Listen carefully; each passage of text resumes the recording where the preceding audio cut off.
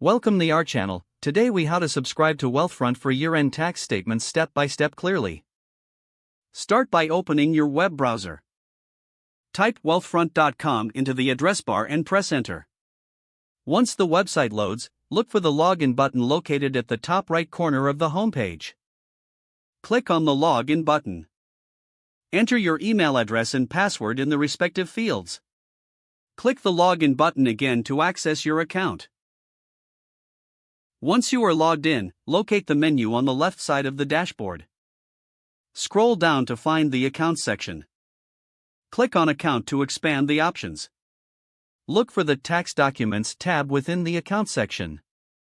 Click on the Tax Documents tab. You will see a list of available tax documents for the year. Find the option for year-end tax statements.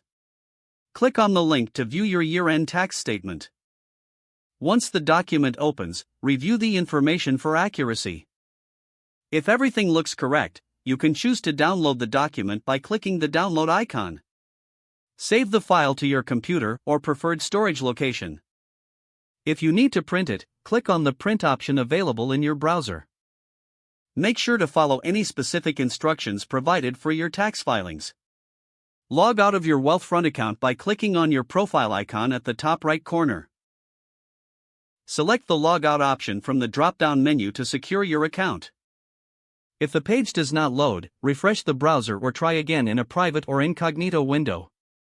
Make sure you are using the correct email address, then retype it carefully to avoid small typos. If your password is not accepted, use the reset option and create a new strong password you can remember. Check your spam folder for verification or security emails, then complete any requested confirmation steps. Enable two-factor authentication if available to improve account security and reduce unauthorized access risk. After signing in, review your profile details so your contact information and settings are accurate and current. If you see an error message, note it down and try again after restarting your device and internet connection.